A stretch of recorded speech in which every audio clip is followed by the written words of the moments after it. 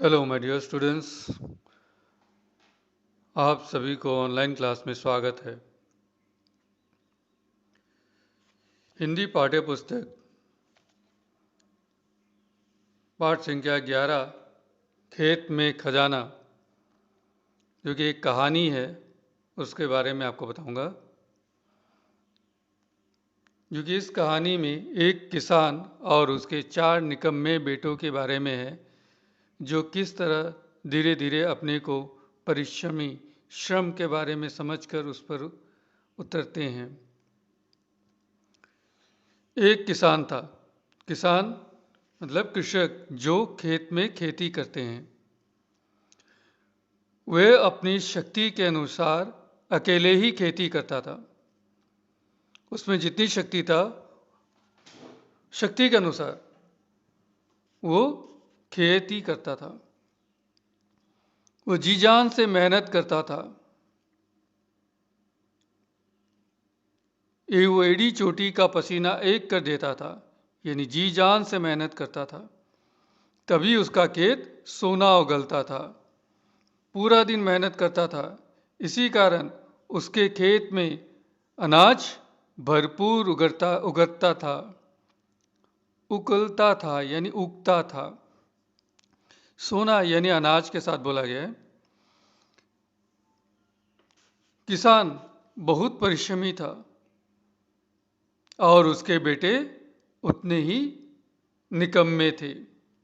निकम्मे, कामचोर, काम से जी चुराने वाला, जो लोग मेहनत करने से घबराते हैं।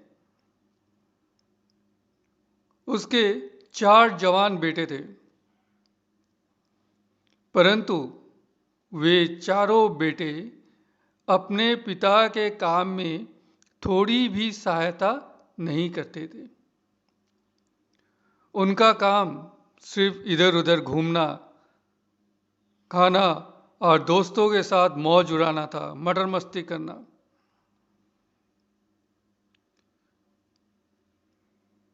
उन चारों निकम्मे बेटों को उनके पिता ने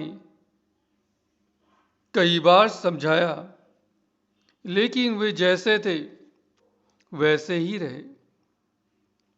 उनके पिता ने उन्हें कई बार समझाने की कोशिश किया कि मेहनत करो, लेकिन वे तो थे निकम्मे, मेहनत के बारे में क्या जानते। पिता के बातों पर उन पर थोड़ा सा भी असर नहीं हुआ। वे सिर्फ बात को सुनते, पर ध्यान थोड़ा भी नहीं देते थे। वे खेत पर कभी नहीं गए।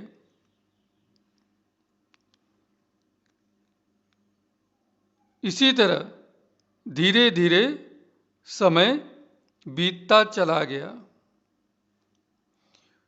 उन निकम्मे के पिता यानी किसान अब धीरे धीरे बूढ़ा हो गया था। समय बीतता गया, किसान बूढ़ा हो गया।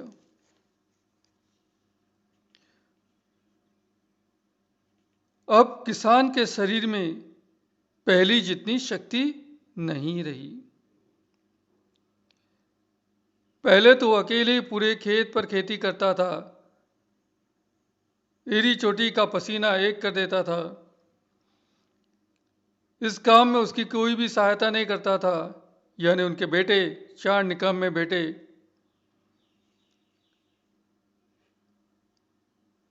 बूढ़ा होने के कारण उसका शरीर अब कमजोर हो गया था।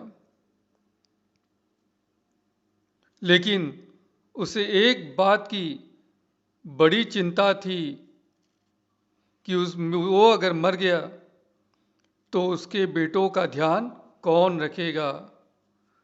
उसके आलसी बेटों का ध्यान कौन रखेगा, कौन इनकी देखभाल करेगा, कौन खाना देगा। इस तरह तो ये सब मर जाएंगे।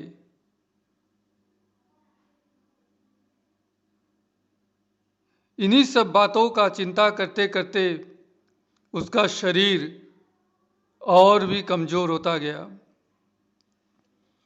और वो बहुत ही दुबला हो गया था। और एक दिन उसने चारपाई पकड़ ली। वो समझ गया कि मैं ज़्यादा दिन जिंदा नहीं रहूंगा, अब मेरा अंतिम समय निकट आ गया है। इन्हीं सभी बातों को सोचते सोचते उसके दिमाग में एक उपाय आया कि मैं अपने बेटों को सुधार सकता हूं।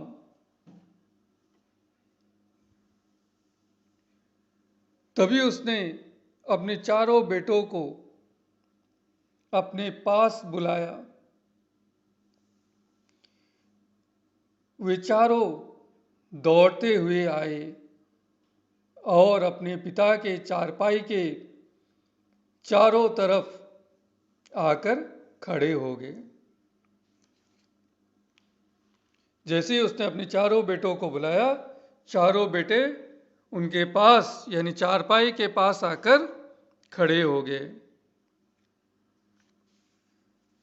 वो ये सोचने लगे, वो निकम्मे बेटे ये सोचने लगे कि आखिर हमें यहाँ क्यों बुलाया गया है।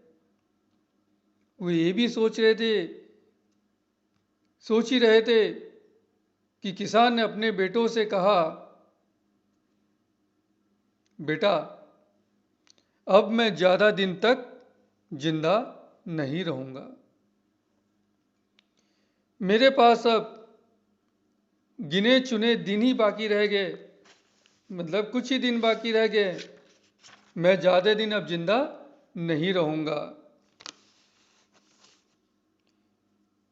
मैंने तुम सभी को यहाँ पर एक बात बताने के लिए बुलाया है। तुम सभी लोग ध्यान से सुनना। मैंने तुम लोगों के लिए खेत में खजाना गाड़ कर रखा है।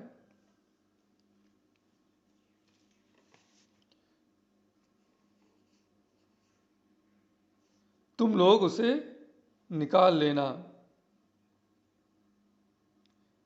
ऐसा कहकर वो दुनिया से चल बसा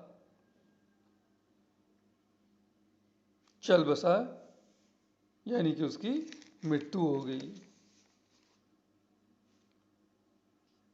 इसी तरह कई दिन बीत गए। उन निकम्मे बेटों के कानों में एक ही बात गूंज रही थी और वे लोग यही सोच रहे थे कि उनके पिता की बात, कौन सी बात, खेत में खजाने वाली बात। तब चारों बेटों ने एक साथ मिलकर पिता की बातों के बारे में बातें करने लगे कि क्यों ना हम सभी मिलकर खेत में जो खजाना गड़ा है उसे हम लोग निकाल कर लाते हैं। हमारे पिता ने मरने से पहले कहा था कि मैंने खेत में खजाना गाड़ा है, क्यों ना हम लोग उस खजाने को निकाल कर लाए। तो फिर एक दिन किसान के बेटों ने अपने अपने कंधों पर फावड़े रखे और खजाने को निकालने के लिए खेत की तरफ जा पहुंचे। फिर क्या था, वे निकम्मे खेत पर से खजाना निकालने के लिए थोड़ी भी समय नष्ट न करते हुए यह वहाँ बिना देखे पूरे खेत को खोदना शुरू कर दिया। धीरे धीरे उन्होंने सारा खेत खोद डाला, लेकिन उन्हें खजाना कहीं नहीं मिला। उनका पूरा शरीर पसीने से लथपथ हो गए थे, वे पूरी तरह भीग चुके थे और निराश होकर घर की तरफ जाने के लिए सोचे कि अब हम लोग लौट चलते हैं। शायद हमारे पिता ने हमसे झूठ कहा था, खजाने वाली बात हमसे झूठ में कहा था। वे लोग फिर अपने घर वापस आ गए। वर्षा ऋतु भी आ गई थी।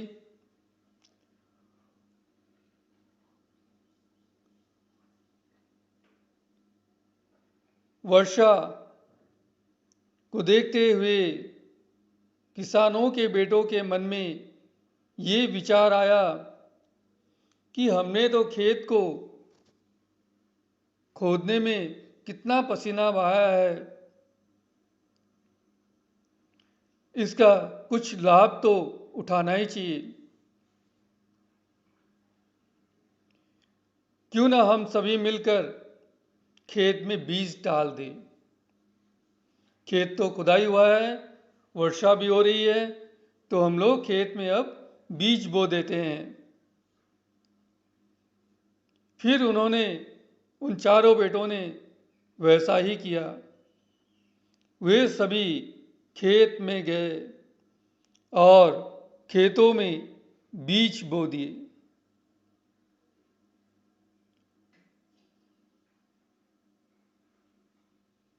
देखते देखते उनके खेत में इतना अनाज पैदा हुआ जितना आसपास के खेतों में उतना अच्छा अनाज पैदा नहीं हुआ था।